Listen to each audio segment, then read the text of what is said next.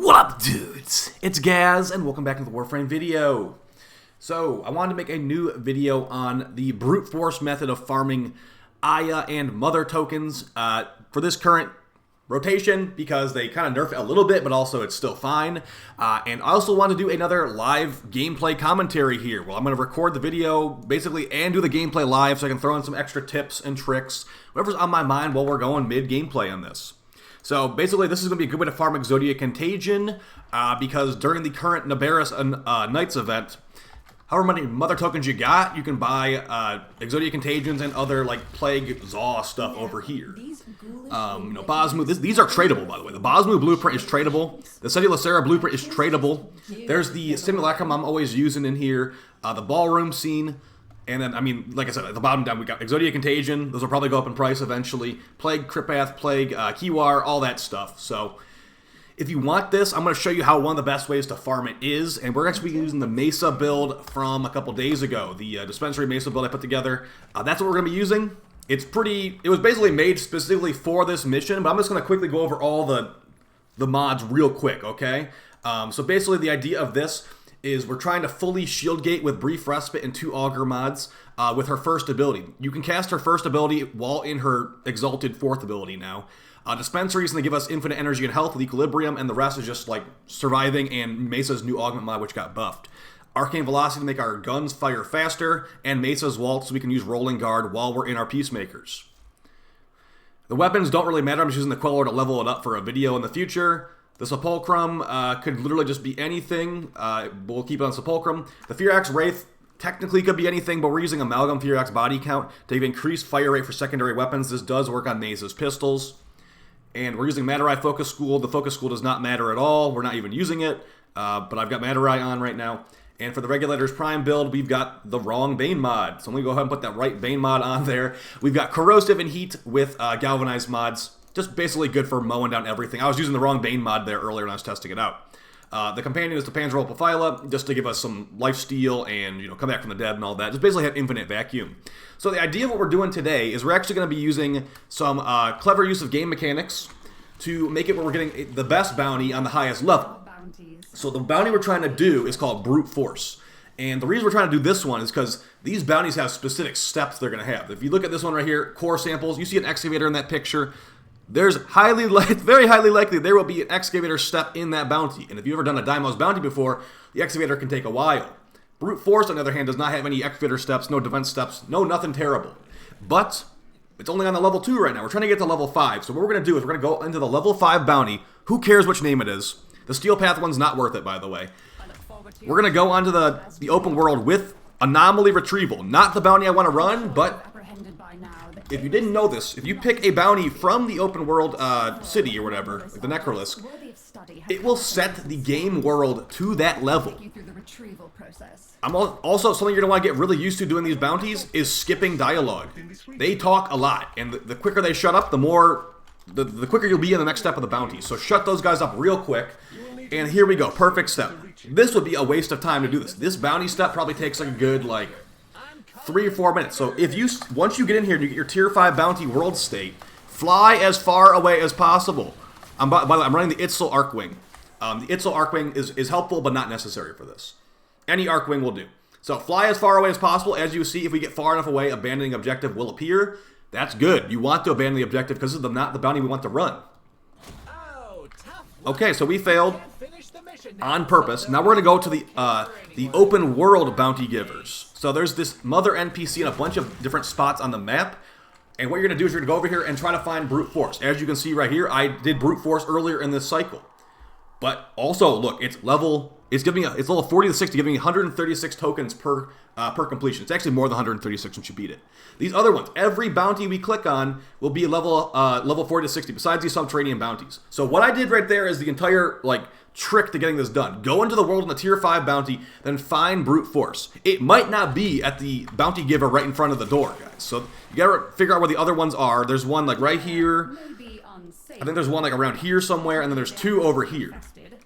So now we have Brute Force, we're in bounty mode. The steps in this bounty will always be the same, okay? So as far as farming this, I'm going to recommend you do it in solo or duo. The reason I say solo or duo is because the more players you have in your squad, the more of these objectives you have to do. Like, for example, on this one, to pick up the spores or whatever we're supposed to do here, it will scale up to like 25 if you have like a full team. With one person, it's like 15. With two people, I think it's like 20. So activate the Exalizer thing, and then get in your Arcwing and start flying around picking up these spores. A tip is to pick up ones on the edge of the ring soonest, because the ring starts, you know, becoming smaller. So if you grab the ones in the middle to start off with, you're not really using your time effectively. So right there, I got 7 of them. To get the bonus objective, you need to get all the spores in like a couple activations, which is not too hard, especially if you have a teammate. And of course, you don't have to use Arcwing for this. You can just run around on foot. That's why, you know, some other frames I recommend for this. We got Wukong, Wisp, Volt, all the speed frames basically. Even Gauss too. The nice thing about Volt and Wisp though is that their speed buffs work on Arcwing. So you can actually put down Wisp motes, pick up the Wisp mote, and then jump into Arcwing and be really fast. Wukong can of course turn to his Cloud, and his little turret minion can watch your back, can make you very lazy. But I like running Mesa just because I've played Mesa a lot for these, and I'm very used to it at this point. Alright, so that is the first bounty step done. Not sure how long that one took, but it definitely was faster than some excavators. So skip dialogue as fast as possible. And the next step will definitely not be an excavator. Alright, so this is one where the Magus Anomaly Arcane is going to come really in handy. So Magus Anomaly is an arcane for the operator, which is going to mean when you transfer back and forth, it will pull enemies closer to you. One of the steps of this bounty right here is going to be kill enemies inside a small ring. Unfortunately, the enemies like to spawn outside of the ring, so we're going to be pulling them in. By the way, you can even pull these guys in by spamming the operator button. It's a little bit glitchy, but as you can see, he's getting moved around as soon as the game catches up with what I'm doing. So kill 15 enemies. The first step of it does not require you to be in the ring. Just find enemies to kill, basically. The spawns can be pretty bad, so just be ready for that. That's why having another player can be very helpful. Additionally, if there's a broodmother enemy that spawns, they'll barf out the little, like, baby infested, I guess. Those will count as well for parts. So if you see a broodmother, maybe you wait a couple seconds before you kill it, so it can actually drop all the stuff you need. Now that we're on the second step of here, we're going to get this face hugger on our face real quick. It will not come off. There we go. So activate the cauldron in the middle. This is where Magus Anomaly is going to come into play. The enemies technically can kill this thing, but it doesn't happen very often. Alright, he's in the ring. We're good to kill him. So we're looking for enemies on the edges of the ring. This is where having a Wukong clone, you might want to call off the Wukong clone for this part specifically, because the Wukong clone does not care if they're in the ring or not. There's our shield gate in in Mesa's Waltz. Cast our 1 twice to proc the shield gate. We're going to pull these enemies in. See how annoying it would be if we didn't have Magus Anomaly right now? Frames like Zephyr and Bobon and all that can also work for this. But if you're playing Mesa with this build, you're going to want Magus Anomaly. Alright, all we're doing is waiting for enemies to spawn. These annoying Jugulus guys like to spawn right outside the map and spam shots at you. You'll learn to dislike them very quickly if you haven't done this before. So, Corrosive Heat is going to be your best bet against these guys. They're actually immune to viral procs.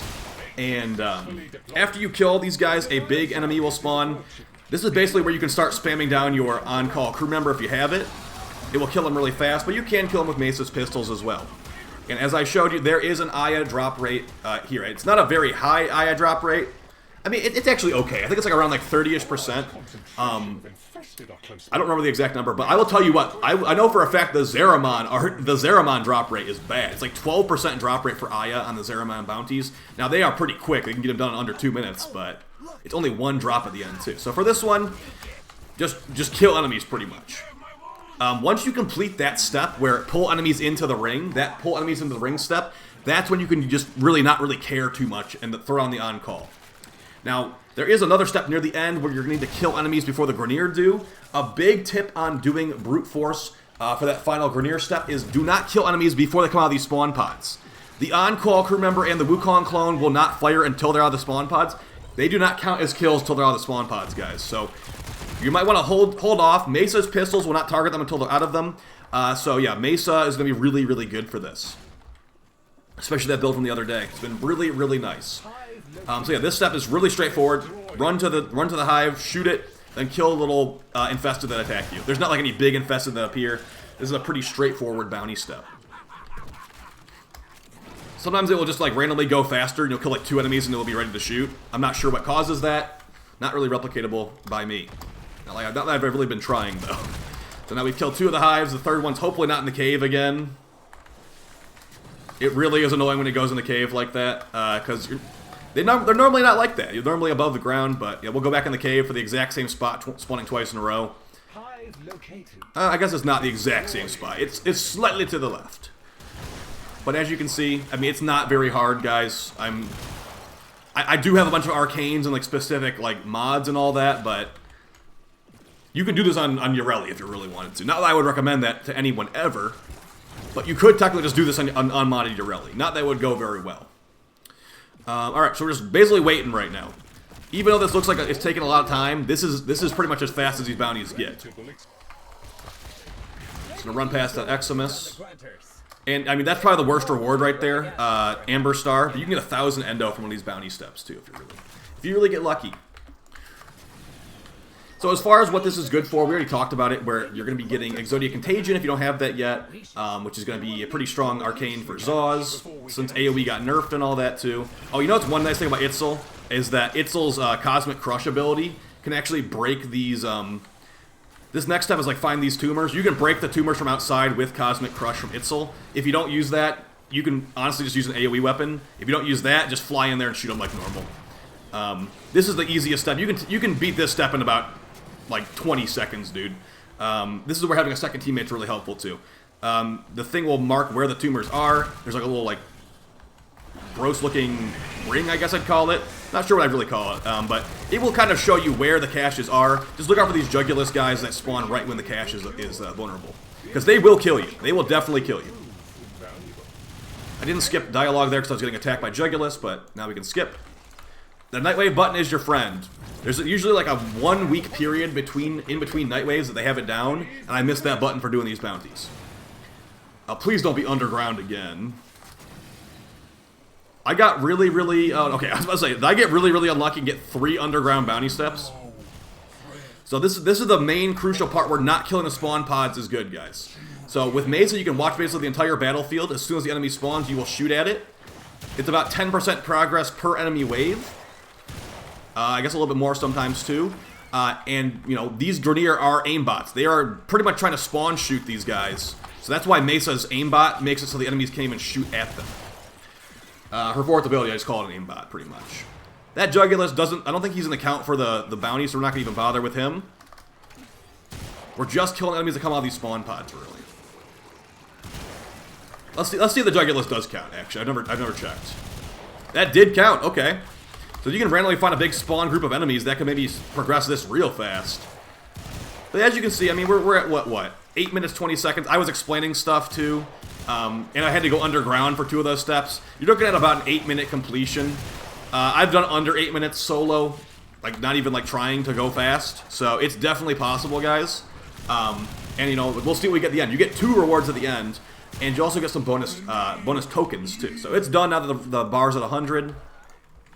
Let's see if we get some double Aya drops.